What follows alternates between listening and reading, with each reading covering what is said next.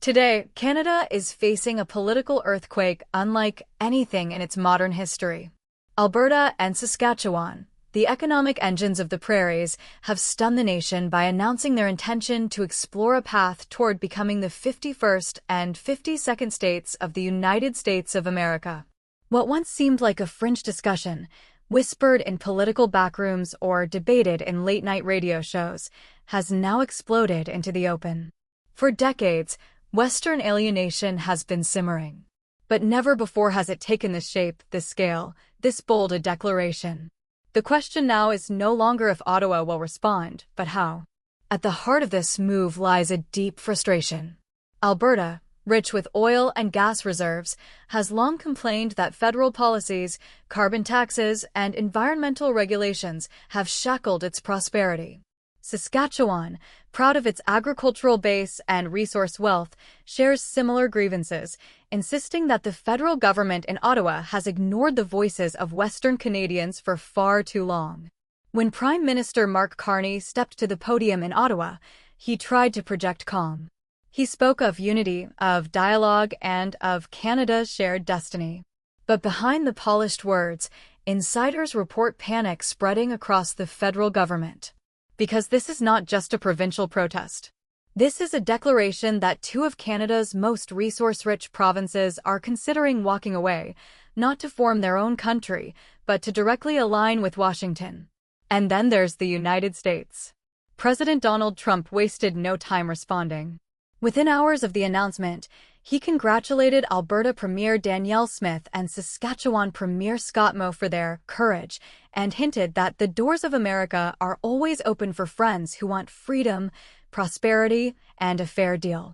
Washington insiders describe this as the boldest invitation to expand U.S. territory in more than 60 years.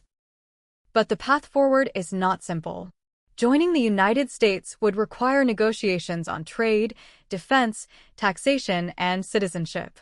It would mean rewriting constitutions, rethinking borders, and confronting the fundamental question, what does it mean to be Canadian in the 21st century? For ordinary citizens in Alberta and Saskatchewan, the announcement has triggered both excitement and fear. In Calgary, some residents told reporters that the move could finally give them a government that listens. In Regina, farmers spoke about easier access to U.S. markets, fewer restrictions, and better prices for their crops. Yet others worry about losing health care protections, cultural identity, and the values that have long defined Canada. Economists are sounding alarms as well. If Alberta and Saskatchewan were to leave, Ottawa would lose billions in resource revenues. Federal equalization payments, the system designed to redistribute wealth from richer provinces to poorer ones, would collapse overnight. Provinces like Quebec and the Maritimes could face economic chaos. Meanwhile, Washington is already calculating what statehood could bring. Alberta alone produces more oil than many OPEC countries. Saskatchewan's uranium and potash reserves are among the most strategic in the world. Together, they would instantly strengthen U.S. energy security and give Trump a powerful talking point heading into the next election. But make no mistake, this announcement also carries enormous risks. Legal scholars argue that Canada's constitution does not provide an easy exit strategy for provinces. Any attempt to leave could trigger years of court battles, not to mention political unrest. Some warn that this is not just about two provinces, it could ignite a domino effect. British Columbia, Manitoba, and even Atlantic provinces might eventually reconsider their place in Confederation if they see Alberta and Saskatchewan succeed. For Ottawa, the nightmare scenario is not only separation, but a wave of separatism spreading across the nation.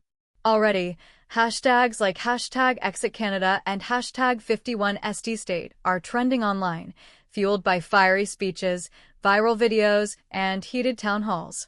Behind the scenes, diplomats are scrambling.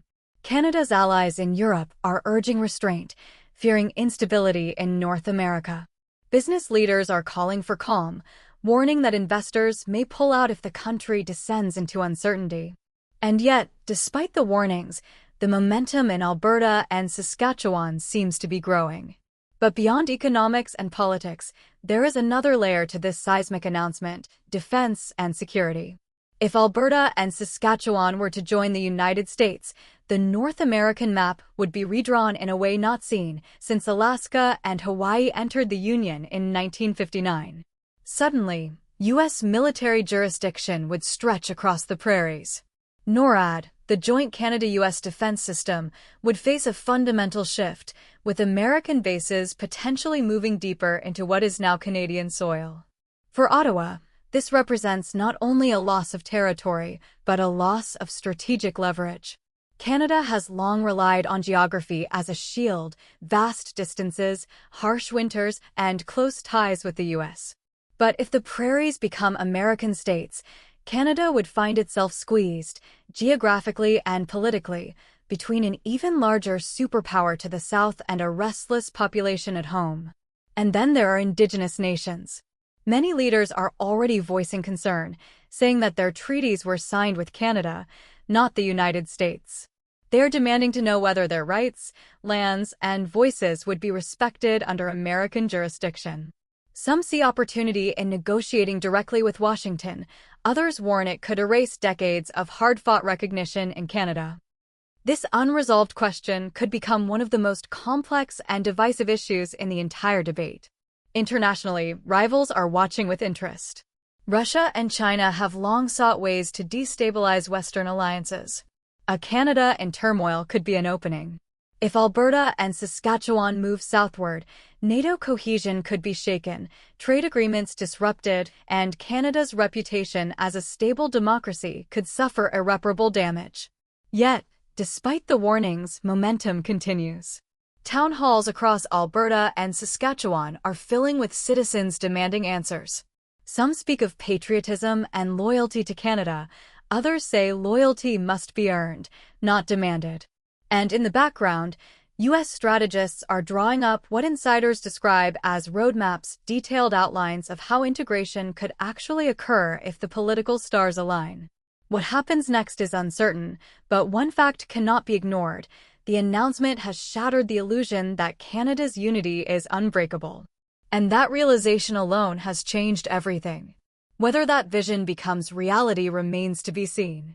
But one thing is clear, Canada will never be the same after this announcement. The debate over the 51st and 52nd states has begun, and it could define the fate of a nation.